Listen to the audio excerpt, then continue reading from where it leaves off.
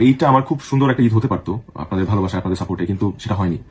একটা অনাকাঙ্ক্ষিত বিষয়ে আপনারা যেমনটা কষ্ট পেয়েছেন, ঠিক ঠিক তেমনি আমিও কিন্তু কষ্ট পাচ্ছি। বর্তমানে টক অব দি টাউনে পরিণত হয়েছে ফারহান আহমেদ জোবান ও সামিরা খান মাহি অভিনীত নাটক রূপান্তর। নাটকের মূল দুই চরিত্রে অভিনয় করেছেন তারা। নাটকটি নিয়ে রীতিমতো সমালোচনার ঝড় উঠেছে নেট দুনিয়ায়। এসবের মাঝেই হঠাৎ উধাও হয়ে গেল জোবান মাহির ফ্যান পেজ। জানা গেছে জোবানের ১৯ লাখ ও মাহির ২৪ লাখ ফলোয়ারের পেজ দুটি খুঁজে পাওয়া যাচ্ছে না। বিষয়টি কেবল সমালোচনায় থেমে নেই। সামাজিক যোগাযোগ মাধ্যমে অভিনেতাকে তুলোধনার পাশাপাশি তাদের দুজনের ফ্যান পেজও গায়েব করে দেওয়া হয়েছে। নাটক রূপান্তরে অভিনয়ের কারণে নেটিজেনদের তোপের মুখে পড়েছেন জোবান। সেই সমালোচনার আঁচড় লেগেছে মাহির গায়েও, কারণ তিনিও এতে অভিনয় করেছেন।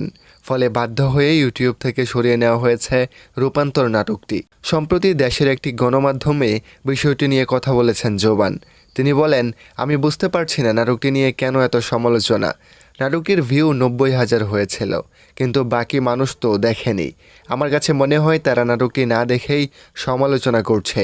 এ নিয়ে ঘোরের মধ্যে আছে আমি, বুঝতে পারছি না ঠিক কী হচ্ছে।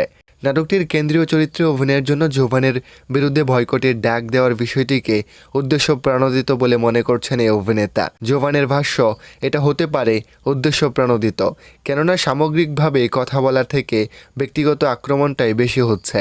তিনি আরও বলেন, দর্শক যেহেতু পছন্দ করছে না, তাহলে এমন চরিত্রে আর কাজ করা যাবে না।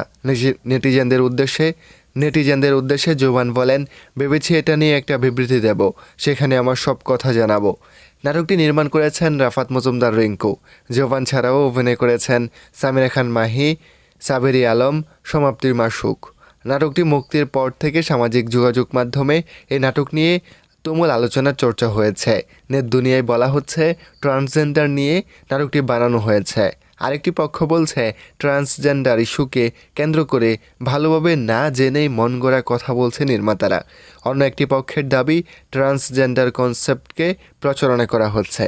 তবে নাটকটার বিষয়বস্তু নিয়ে অভিযোগ যাচাই করার আগেই ইউটিউব থেকে সরিয়ে নেওয়া হয়েছে নাটকটি।